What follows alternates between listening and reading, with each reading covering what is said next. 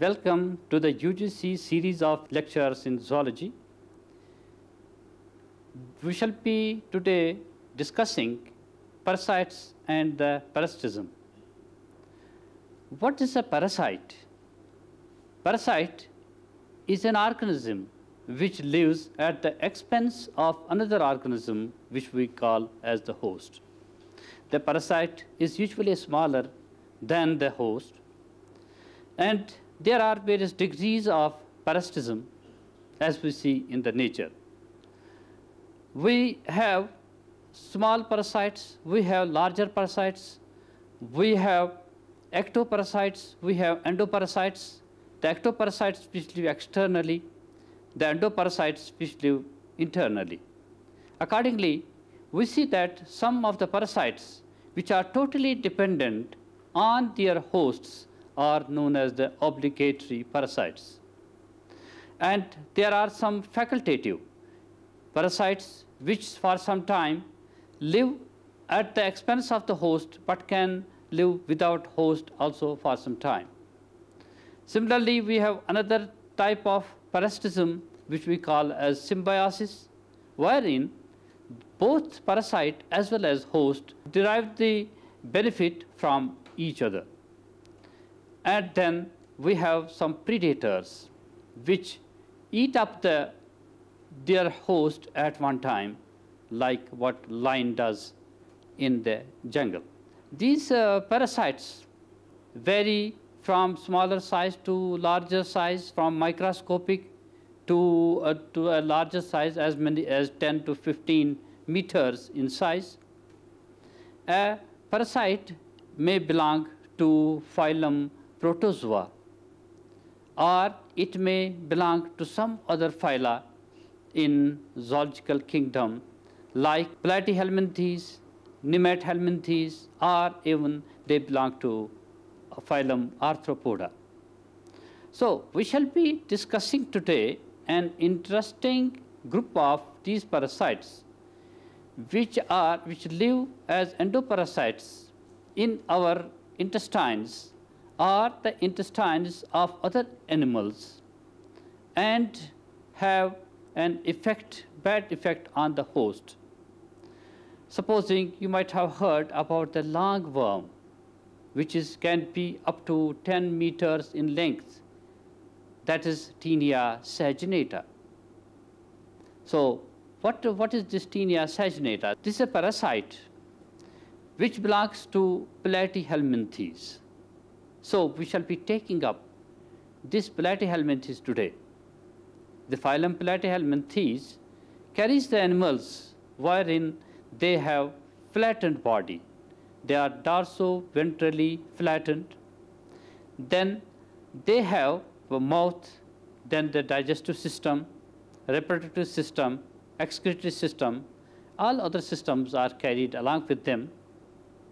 The Platyhelminthes are triploblastic animals, and this is the first group of animals that shows the organ system. First of all in protozoa, and then in porifera, and then coelentrates, we don't find such type of an organ system, wherein in Platyhelminthes we do find this organ system.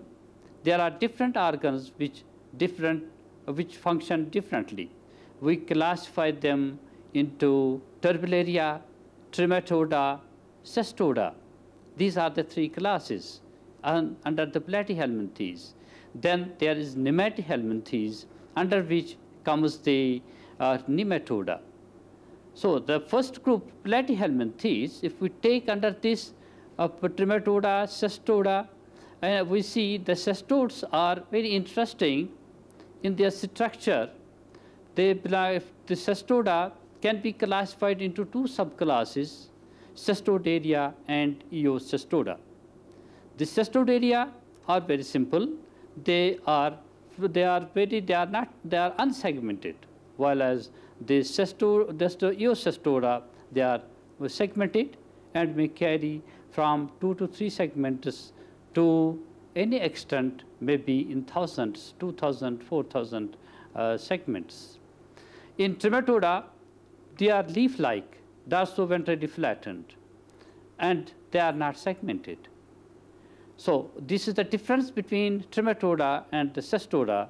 Another difference between Trematoda and the Cestoda, we see that in Trematodes we have the mouth, we have the esophagus, and then there are two cecae or the intestinal canals, which don't end up, and they are not having any anal aperture. And in Cestoda, there is a different structure, and they are not having any digestive system as such, because there is no mouth, there is no esophagus, or the buccal cavity, or the intestines. So this is another difference between Trematoda and the Cestoda. Then in Trematodes, we may find some live externally, that is, they are ectoparasitic, like we find some living on the gills of the fishes. But in Cestoda, we don't find such type of a parasite which lives externally. So the Trematodes, which are leaf-like organisms, they carry the hermaphroditic reproductive organs inside. And similarly, we have the Cestoda, which are segmented animals. Each segment, a mature segment of these, carries the hermaphroditic set of the reproductive sets of that is male and female reproductive organs. Similarly, we have the excretory system, which is existing both in the Trematodes as well as the Cestodes. In Trematodes, we are having just a pulsating aperture, pulsating vesicle at the posterior end, which is connected to the excretory canals, while as in Cestoda, we are having two longitudinal excretory canals, or there may be more, 4 also, which are transversely connected, and in turn, these are connected to certain cells which we call as the flame cells. These flame cells collect the excretory material from the body, and which is then taken into these excretory canals and this is taken outside the body, either in young ones through the pulsatile vesicle, or later directly to the exterior. Then we have a syncytial membrane which covers both the Trematodes as well as the Cestodes. This is known as the tegument. This tegument is produced into microtrachs. There is no epidermis or the cuticle in these organisms. So this tegument are the microtrachs, which are this tegument is produced, so the small cells are produced into microtrachs, which go on collecting the food material, digested food material, already prepared food material for the organisms, which is taken into the body, for which we have underlying mitochondria. So these mitochondria help in active absorption of the digestive material, which is already digested, most of the part is digested already. So this is carried into the body with the help of these mitochondria through active transport. Then we have nervous system also in these organisms. The nervous system comprises of a nervous ring, which then has the longitudinal nerve tracts, which are nerve cords, which go down the body of these animals. And then respiratory system, which is wanting in platyhelminthes, which is the respiration is accomplished through their body surface. Directly the oxygen is taken through their body surface, and then the carbon dioxide is also excreted again through the body surface. And then we have circulatory system. There is no perfect circulatory system in these, because the food is directly taken and distributed throughout the body in these organisms. We see in these organisms that they have attachment organs. The attachment organs in the form of suckers, or there may be hooks also. In Trematodes, we find that there are suckers. There is an anterior sucker and a posterior sucker. This helps in the attachment of these parasites to the substratum being mostly the intestinal canal, or sometimes if they are externally, they attach themselves to the gills or other parts of the body. In cestodes, there is a different structure because trematodes are oval, while as these are long, the tapeworm, these are known as the tapeworms. Because trematoda is the trema, they bear the hole, that's the mouth, that is encircled by the oral sucker. Whereas in cestoda, we are not having any mouth, but there may be 4 suckers which are very muscular, and these are the attachment organs. In addition to that, we find that they have the attachment organ in the form of rostrum in the head, in the scolex. So this rostrum bears mostly the hooks. These hooks help in attaching the animal to the body surface inside so that they can live against the currents, as we see they live in the intestinal canal, wherein there is always the food current going on, and they can live against that current. Then the cestodes are having 3 parts in their body. The anterior part is the head, which we call as the scolex, which bears the suckers and may also bear the rostrum and the hooks. Then there is a small region known as the neck region. This neck region is very thin, but it is proliferating region. From here, the other parts of the cestode arise or grow, which these proliferate. So this is the proliferating region of the body of the cestodes. And this is small, but after this we find there are so many segments. The segments vary according to the cestode, where it lodges and which cestode it is. If it is a large cestode, there we find these segments are the proglottids may number from 3 to even 2,000 or 4,000, because the size of the cestodes vary from a microscopic size to as many as 10 to 15 meters in different cestodes. So there are many cetropila. The cetropila, which is comprised of the proglottids, these proglottids are the immature. Then there is region in between, that is the mature region, mature proglottids. And lastly, we find towards the posterior region are the gravid proglottids.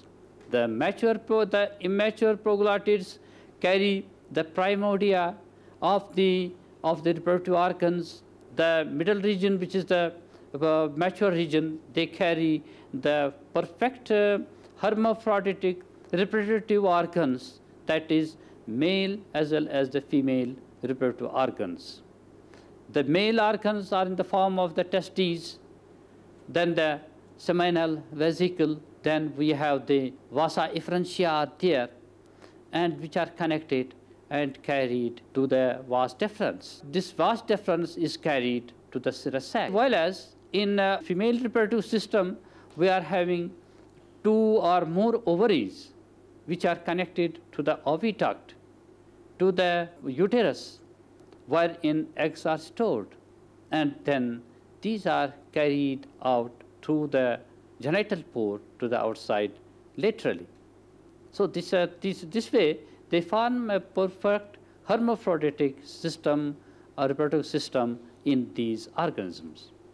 Last of all is we find the gravid proglottids. The gravid proglottids, which carry the uterus, well-developed uterus, wherein you will find eggs. The eggs may be singly, they may be in groups, in capsules, they may form, the uterus may form diverticula, or it may be a single sac-shaped structure. By the rupture of these proglottids, the posterior most proglottids, the gravid proglottids, the eggs are released into the intestines, which are carried along with the feces to the outside world. Sometimes the gravid proglottids as a whole are carried to the outside, as we find in Taenia saginata. Let us take one such animal, such a cestode, which is very important because it is found through our, which we carry through our eatables, we carry it to our body. There are two such types. One is the pork tapeworm and another one which is the bovis tapeworm. The bovine tapeworm, the infection of which we get generally, what is this actually? We find that sometimes we take raw meat and our uncooked meat, what you call, our semi-cooked meat. This, we don't know that it might be carrying a cyst inside. The cyst in its muscles, when it comes out, when it reaches our the stomach, then the intestines, the outer cyst wall is dissolved, and there this cyst, what we call as the cystic circus comes out. This cystic circus is actually having a head known as the scolex. And then it is the rest of the body is in the form of the vesicle. Soon this comes out by the secretions of our stomach and the intestines. It gets itself attached to the intestinal wall in the jejunum part of our intestines and starts proliferation, that is the division. The stropula is coming out, and there may be thousands of such segments formed. These segments, as I told you, are the immature, the mature, the gravid. And the gravid part which carries the eggs, which are these come out along with the feces to the outside world. These are taken along with the grass by our cow, by our buffalo.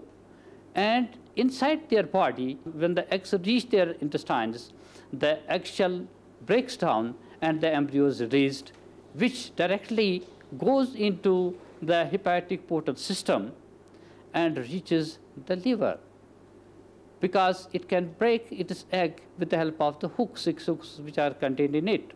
So when once it reaches the liver, then it goes to it may go to the mesenteries, it can go to the blood, to the right heart, to the left heart, then it can go directly to the lungs, it can go to diaphragm or to any part of the body. And it is generally lodged in the tongue area and the shoulder or other areas, muscular areas of the animals. So once we take such an infected part of this animal, cow, buffalo, beef, what we call as, this beef, once it carries this infection, we develop the infection of this, because it is known as the cystic circus bovis. So this cystic circus bovis, once it is taken by the man, again it reaches our stomach, our intestines, and attaches itself again. So it develops into a large worm, which we call as the Taenia saginata. Taenia saginata can be up to 10 meters in length. Generally, it is 2, 3, 5 meters, and carries as many as 2,000 to 4,000 proglottids in it. So it steals away our food. It costs our this vitamin B complex. So one suffers from anemia, one suffers from appetite, nausea is there, vomiting is there, and sometimes it may cause even indigestion also. So we suffer from the infection of this in many ways. And then there is generally the abdominal pain also. And we need to go to a doctor for treatment. And the treatment is done through antihelmintics, which are given to the person by a doctor.